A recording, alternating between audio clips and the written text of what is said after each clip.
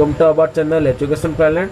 तो आज आम +2 सेकेंड इयर साहित्य ज्योति बहिर तपस्विनी पत्र कविताटीर गोटे लंग क्वेश्चन आम डिस्कसन सरला। बर्तमान आउ गोटे लंग क्वेश्चन डिस्कसन करवा। आमर जो यही नोटा जो अच्छी आम टेलीग्राम चैनल अपलोड कर देचु। आउ टेलीग्राम चैनल लिंकटा वीडियो डिस्क्रिप्शन में आप पाइबे। क्वेश्चन कौन देखिए देखा ना, तपस्विनी पत्र कविता अवलंबन सीता चरित्र महत्व परिचय दियो किंबा तपस्विनी सीता चरित्र महत्व प्रकाश कर। उत्तर कौन लिखिबो ना, स्वभाव कवि गंगाधर मेहर ओडिया काव्य कविता जगत आधुनिक जुगरे जड़े अन्य प्रतिभार अधिकारी। तांकर सृजन आदर्श महान आहरण मौलिकता और समीकरण नूतनता पाई से निजर स्वतंत्र बजाय रखिबा तांकर कर्तव्य थिला। कविंकर भावनाराजी नीति और आदर्शर कठोर श्रृंखला शासित होइतिले मध्य से कौनसी क्षेत्र में मानवीय स्वभाव सुलभ चिंता चेतना को परिहार करि नाहांती। सरल कल्पना और सहज सुंदर उपस्थापना तद्य सृष्टिर विलस्ट दियंती। आलोच्य तपस्विनी पत्र कविताटी कविंकर महानकृत तपस्विनी काव्यरू आनीत। उक्त कवितार कवि तपस्विनी सीता चरित्रिक महत्व प्रतिपादन करिबारे सफलता लाभ करिसेंती।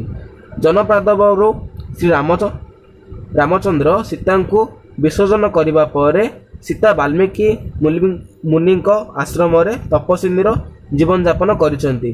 तथापि पतिहित साधनी सती सीता रामचंद्र प्रति अगाध भक्ति और अनुरक्ति प्रकाशित होइछि।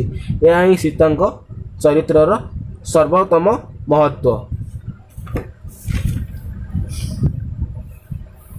सीता जानिबा को जाउछंती जे प्रभु श्री रामचंद्र महायज्ञर आयोजन करुथिले।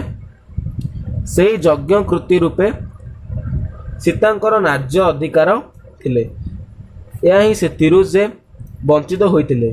तथापि तांकर श्री रामचंद्र प्रति कौनसी घृणा बा वैदेश जात हो नथिला। से निजर हृदयर आवेद एक पत्र माध्यम श्री रामचंद्र को ज्ञापन कराइबा को इच्छा प्रकाश करिसेंती। से रामचंद्र को शरण बछल ध्वजरिपु गजांकुश दुखगिरी वज्र रूपे वर्णना करिसेंती। सेही राजराजेश्वरଙ୍କ पदपद्म वंदना करी निजको दीन भिकारुणी बोले चित्रण करिसेंती। सीतांकर एकादृश्य भक्तिपूर्ण मानसिकता तांकर चारित्रिक विशेषत्व प्रतिपादन करे। घटनाक्रमे नारी सुलभ इच्छाबोध परिवर्ते सीतांक मन एक अभिनव भावना सृष्टि होइछि। से सृष्ट रूपे प्रकाश करिसेंती जे महाराजा महायज्ञ होइच दीक्षित नवबामा होइतिबो बामांके दीक्षित। अर्थात रामचंद्र यज्ञ नूतन पत्नी तांकर यज्ञकर्ती होइतिबे। एही आत्मप्रकाश सहित सीतांक तपस्विनी सुलभ जाचना तांकर चरित्रर अन्यान्य दिगंतर सूचना दिए। सीता निजको तपस्विनी रूपे परिचित कराई श्री रामचंद्र को निवेदन करिसेंती जे दान बारिधि प्रभुंकर तपस्वी मानंकु किछि आदाय न थाए।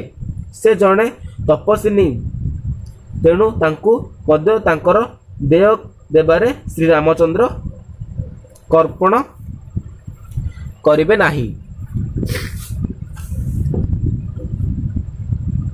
सीता जाचना करिथिबा दान अत्यंत महत्वपूर्ण। जणे प्रतिपाणा नारी ही एक दृश्य मानसिकता पोषण करिथाए। प्रतिपाणा सीतांकर चरित्र रे प्रतिफलित से शाश्वत सत्य प्रशंसित होइथाए। सीता रामचंद्र को अनुरोध करी लिखिचंती जे तांकर अंकभाजन होइथिबा नवबामा पदपद्मरे केउ घोर तप करिथिला और केउ काल केउ जप करिथिला ताहा जानिबा को चाहुचंती सीता देवी। सीतांक चरित्रर अन्यान्य विशेषत्व तांकर संतान बछल बा पुत्रदेव को आबद्ध और पितृकोल आहरण मुखर वंचित बोली से रामचंद्र को जणाइछंती। सर्वोपरि निजर प्रणय हुए तो प्रभु को कष्ट देवा ତାହାକୁ ସ୍ୱପ୍ନ ପ୍ରାୟ ଭୁଲିଯିବ ପାଇଁ ସେ ରାମଚନ୍ଦ୍ରଙ୍କୁ ଅନୁରୋଧ କରିଛନ୍ତି। ଯଥା ବୈଦେହୀର ପ୍ରାଣୟକୁ ମଣିବ ସପନ ଚାହିଁ ନବ ପ୍ରଣୟିନୀ ପ୍ରଫୁଲ୍ଲ ଲୋପନ। ପ୍ରୋକ୍ତ ସମୀକ୍ଷା ଅନୁଯାୟୀ ତପସ୍ୱିନୀ ପତ୍ର କବିତାରେ ସୀତାଙ୍କ ଚରିତ୍ର ମହତ୍ତ୍ୱପୂର୍ଣ୍ଣ ଅନନ୍ୟ।